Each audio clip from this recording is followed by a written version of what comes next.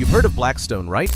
Maybe not, but they own Legoland, Hilton, and Ancestry.com, and that's just the beginning. Behind the scenes, private equity firms are reshaping everything you know, and most people have no idea how deep it goes. What do Legoland, the Hilton Hotel, and Ancestry.com have in common? They're all owned by the same company, Blackstone, the biggest private equity firm in the world.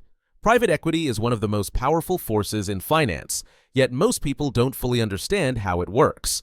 Any company that wants to grow fast needs capital, and there are two main ways to get it. Sell shares to the public, that's you and me, or sell portions of the company to private investors, that's where private equity comes in.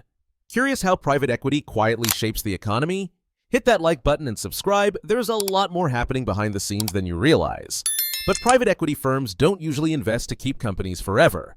Their strategy is simple: buy, improve, and sell at the right time for profit. Private equity typically works in 4 steps. First, raise capital from outside investors and place it into a dedicated fund. Second, use that fund to buy companies. Third, improve operations to increase profitability, like changing leadership, restructuring, streamlining costs, or upgrading branding. Finally, exit the investment for a profit, either through an IPO, a sale to another company, or resale to another private equity firm. Private equity's roots go back to the early 1900s, when tycoons like JP Morgan and the Rockefellers began acquiring businesses using outside capital. Their goal wasn't to flip these companies, but to consolidate and build vast empires. After World War II, things shifted. Harvard professor Georges Doriot launched ARDC in 1946, the first venture capital firm. One of his greatest successes was investing $70,000 in Digital Equipment Corporation, DEC, which was worth $355 million when it went public in 1968. By the 1980s, private equity was no longer about startups. It focused on buying established companies and making them more efficient. This era also introduced one of the most famous tools in private equity: leveraged buyouts, or LBOs. A leveraged buyout is when a private equity firm buys a company using mostly borrowed money, and the loan is backed by the very company being acquired. The firm typically contributes only around 10% in equity. Pretty wild, right? If this kind of financial strategy fascinates you, drop a like and let us know in the comments if you think LBOs are smart business, or just risky debt games. When Blackstone bought Hilton Hotels for $26 billion in 2007, they injected $800 million, revamped the business model, and took Hilton public again in 2013. They eventually exited with $14 billion in profits. Not every deal is a success.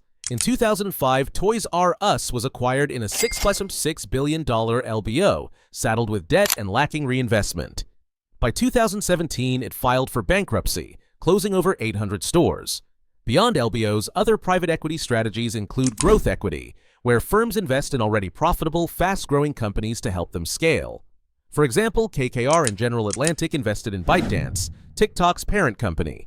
Then there's venture capital, high-risk investments in early-stage startups. Think Sequoia's early investments in Google, Airbnb, and WhatsApp, as well as failures like FTX and Theranos. Distressed investing is another strategy. Firms buy struggling or bankrupt companies at a discount, aiming to turn them around. Sometimes it works, like when Capita bought Game UK and massively increased its market value. Sometimes it fails, like the 1969 Sharon Steel takeover, which ended in bankruptcy. Private equity firms get rich because of how their deals are structured. They contribute a small portion of their own money, then charge management fees, 2%, and performance fees, 20%, on the fund. Even if a deal fails, they still collect fees. They also use debt smartly. The acquired company pays the loan, and the interest is tax deductible. If a firm invests $2 billion and sells for $20 billion, they don't just double their money, they make a 10x return. That's how firms like Blackstone, KKR, and Apollo built trillion-dollar empires. They own parts of nearly everything and continue to grow more powerful. So what do you think? Is private equity the future, or is it a high-stakes game best watched from the sidelines? If you found this video helpful, make sure to like, subscribe, and tap the notification bell so you never miss our latest uploads.